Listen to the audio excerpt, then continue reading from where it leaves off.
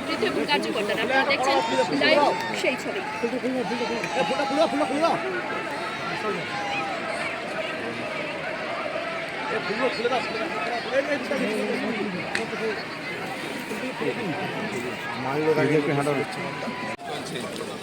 কালকে 46 এখানে 44 যাচ্ছে, 43 যাচ্ছে, কালকে 46 দেশের মধ্যে এখন 45 হয়ে গেছে আগে, 46। আপনারা দোয়া করে আশীর্বাদ করুন বন্ধুগণ, দোয়া করে আশীর্বাদ করুন।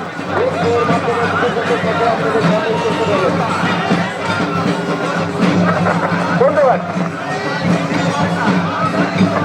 আমাদের পদযাত্রার মধ্য দিয়ে বাংলার মহানায়ক মিঠুন চক্রবর্তী সাথে আছেন বর্তমান দুর্গাপুর কেন্দ্রের মনোনীত প্রার্থী সম্মানীয় ঘোষ মহাশয়।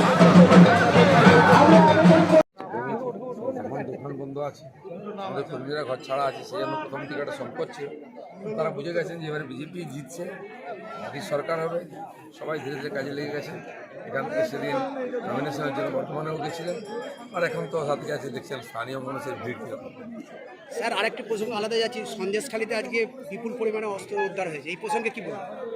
এই অস্ত্র আগে কেন উদ্ধার হয়নি? যে ধরা পড়েছে, যাকে নিয়ে শাহজাহানকে, সে তো বলে দিয়েছে সব, তাও পুলিশ উদ্ধার করছে না কেন? এরকম বহু জায়গায় অস্ত্র আছে, ইলেকশন আগে এই সমস্ত অস্ত্র উদ্ধার করা উচিত, তাহলে ফ্রি ফেয়ার ইলেকশন হবে না। স্যার, বীরভূমে আপনাদের প্রার্থীর নমিনেশন বাতিল হয়েছে, এই প্রসঙ্গে কি বলবেন? প্রার্থী আছে আমাদের, যে আছে সেও পুরনো কর্মী, হয়তো সম্ভাবনা ছিল বলে অন্য প্রার্থী দেওয়া হয়েছিল। স্যার, মেমারিতে বিজেপি নেতা তৃণমূলে যোগদান করেছেন, কি বলবেন? নেতা জানি করেছে সন্তোষ রায় বলে বিজেপি সন্তোষ রায় কবে এই দিন সাথে উনি 2014 যে লোকসভা ইলেকশন তার প্রার্থীও হয়েছিলেন। হ্যাঁ, তো অনেক দিন ধরে ওনার পেট খারাপ ছিল, উল্টা পাল্টা বকছিলেন, গেছেন, বাঁচা গেছে। উনি ভেবেছেন যে বিজেপিতে সম্মান ঠিক পাননি, ওখানে যান, আর যারা গেছে তাদেরকে জিজ্ঞেস করেনি কেন সম্মানের ট্রিটমেন্ট হচ্ছে ওখানে। ধন্যবাদ। যেমন কর্ম তেমন ফল।